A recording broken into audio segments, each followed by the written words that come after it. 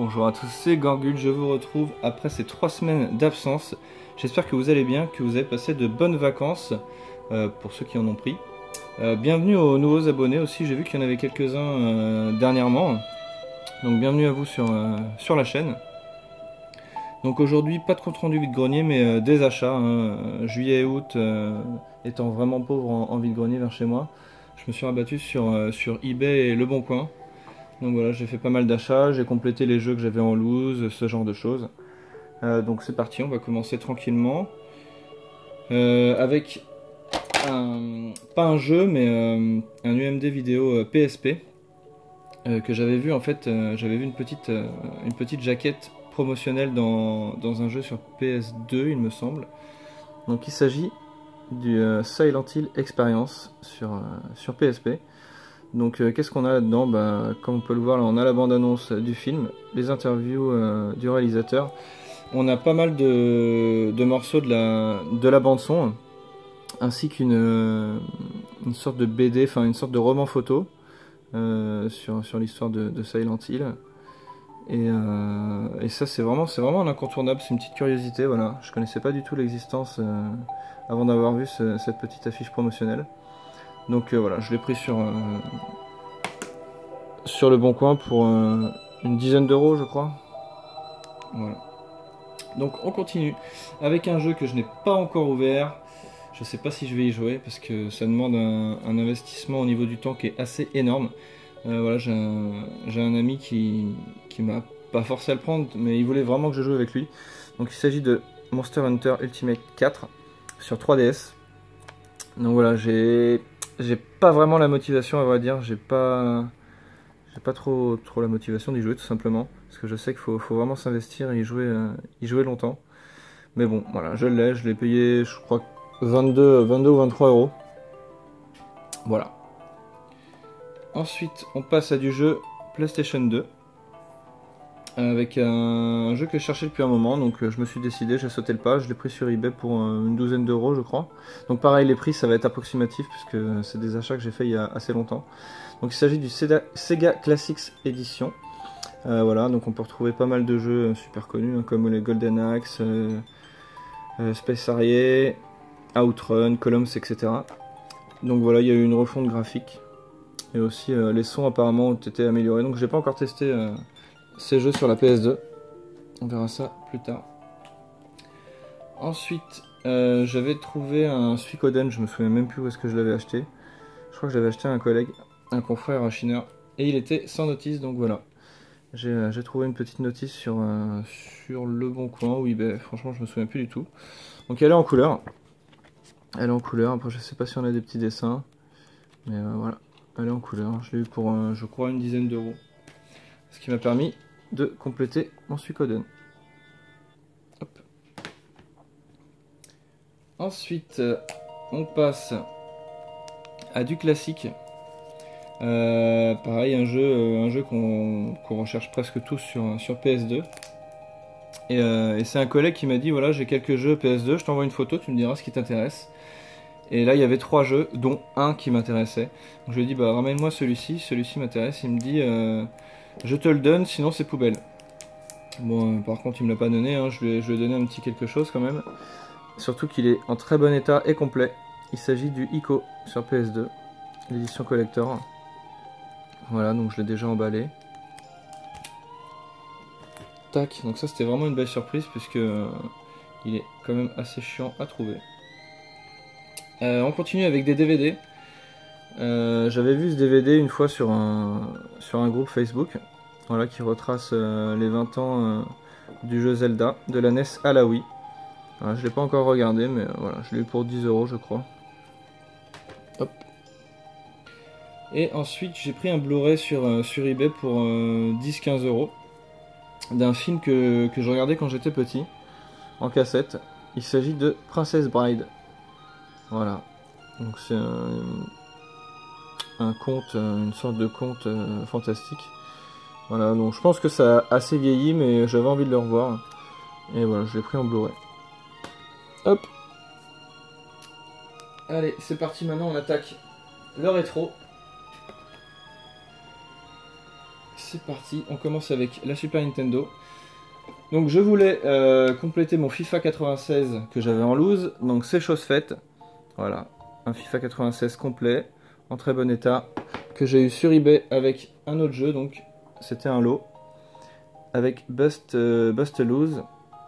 Voilà, pareil, en très bon état complet. Alors j'ai eu les deux pour 30 € je crois, port compris. Donc voilà, c'est assez correct.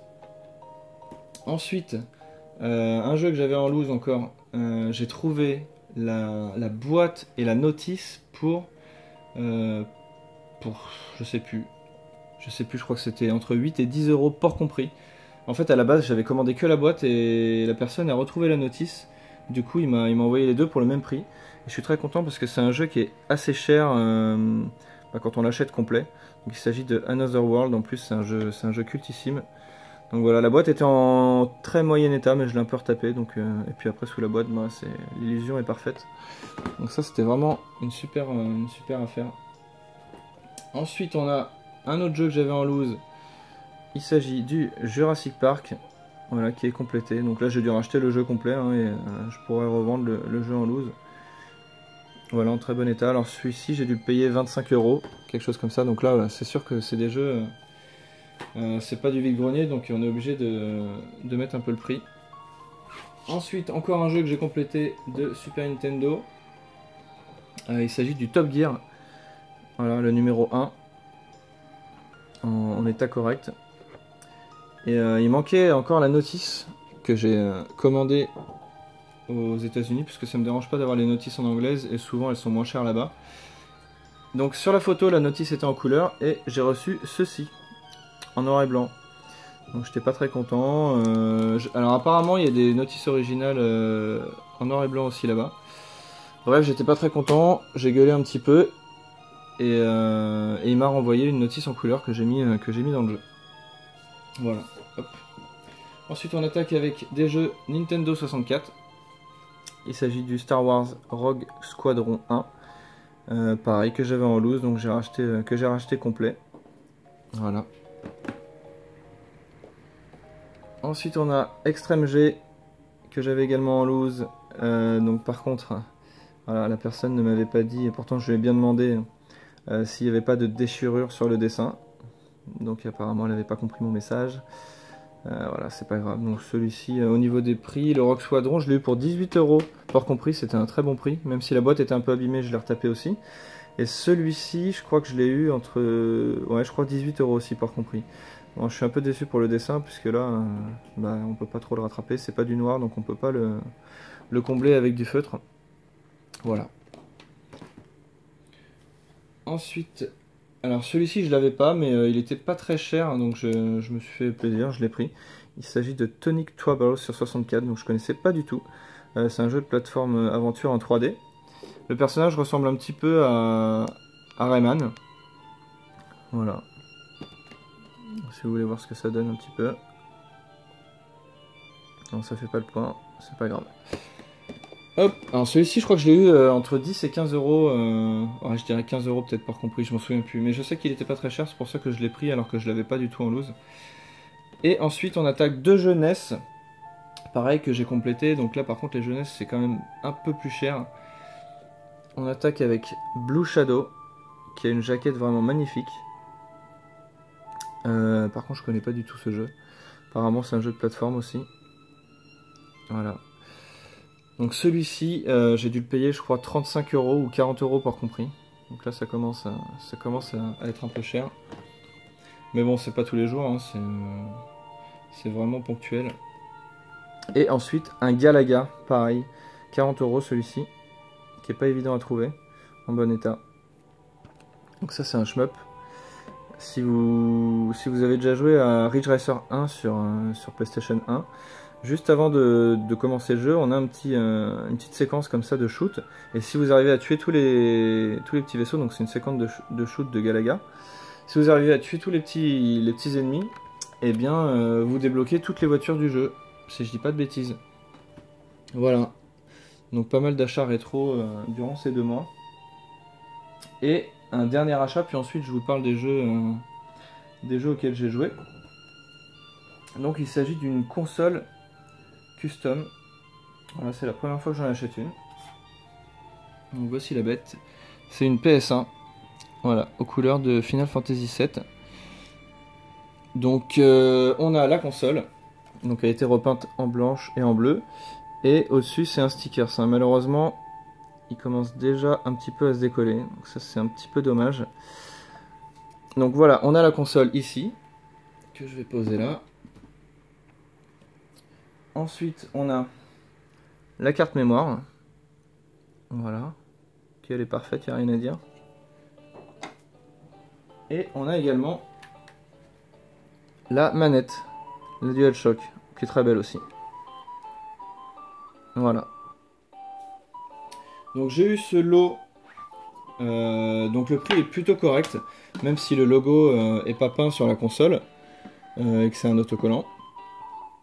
J'ai eu cette PlayStation, la carte mémoire et la manette pour 45 € ou 50 €, je me souviens plus exactement, port compris. En mondial relais, et sachant que tout était fourni, c'est-à-dire que je n'ai pas envoyé de PlayStation. La PlayStation, la carte mémoire et la manette ont été fournis. Donc c'est vraiment un très bon rapport qualité-prix, je trouve. Voilà. Après il y a juste la déception de l'autocollant, mais bon, j'espère qu'il va pas se décoller plus, c'est tout, sinon c'est vraiment correct. Voilà, ça c'est pour les achats. Et maintenant je vais vous parler des jeux auxquels j'ai joué, et notamment un jeu sur smartphone, sur Android, qui s'appelle Fallout Shelter. Donc c'est un jeu de gestion où vous devez gérer votre abri en fait, votre abri post-apocalyptique. Et il est vraiment très addictif, je vous le conseille. Il est gratuit et en plus on n'a pas besoin d'y jouer en ligne, donc vous pouvez y jouer dans les transports partout, même si vous captez pas. Il est très addictif au départ et il est pas à la portée de tout le monde. Enfin, il est vraiment plutôt difficile pour un jeu de gestion. On a l'impression que tout roule et tout peut s'effondrer à n'importe quel moment et il faut tout recommencer. Il n'y a pas de système de sauvegarde, c'est de la sauvegarde en temps réel. Mais il est vraiment très bien, je vous le conseille fortement, voilà, pour ceux qui ont des smartphones qui ont des smartphones et qui adorent jouer dessus. Celui-ci est vraiment un jeu très sympa, surtout pour ceux qui aiment les jeux de gestion. Voilà. Ensuite, on va attaquer avec deux jeux de PS4 que j'ai acheté à Micromania, donc une fois n'est pas coutume. Je passais dans le coin, je me suis baladé dans Micromania et j'ai craqué sur deux jeux. Donc on va commencer par celui qui m'a le moins plu. Donc j'ai craqué surtout parce qu'il y avait un magnifique steelbook. Et en fait c'est un jeu des maths. Donc il s'agit de King's Quest, qui est en fait un ancien jeu PC. Si je dis pas de bêtises, comme d'habitude. Donc qu'est-ce qu'on avait? Donc celui-ci je l'ai payé quand même assez cher. Et surtout ce que je ne savais pas, donc c'était un jeu des maths, ça il me l'avait dit. Mais il n'y a qu'un seul épisode qui est sorti sur les 5.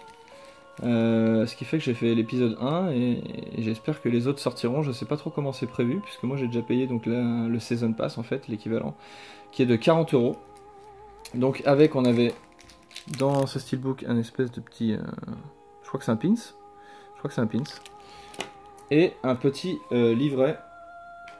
Donc on peut voir l'intérieur des steelbooks qui est assez beau. D'ailleurs c'est même pas un steelbook, ça doit être un metal pack ou quelque chose comme ça. Puisque, bon, voilà, pour ceux qui connaissent le steelbook, voilà, la tranche n'est pas du tout comme ça.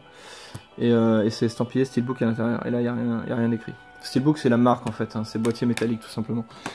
Et on avait aussi un petit livret comme ceci. Voilà, avec des illustrations du jeu. Donc je vais vous parler du jeu. Le jeu est très beau. Je crois que c'est du cel shading. Hein. Il est vraiment très beau. L'humour est présent. Il est assez fun. Assez marrant, mais par contre pour un jeu qui est censé être une sorte de point and click énigme, je l'ai trouvé vraiment très simple. Et ça c'est vraiment dommage. Vous voyez, ça c'est les images du jeu, c'est assez joli, hein. C'est comme un dessin animé. Mais j'ai vraiment été déçu par la difficulté qu'on peut pas augmenter ni rien quoi. Donc voilà, je sais pas. J'espère que dans les prochains opus, enfin dans les épisodes suivants, ils vont augmenter la difficulté parce que c'est... On s'ennuie un petit peu qu'au niveau du gameplay, on s'ennuie vraiment beaucoup.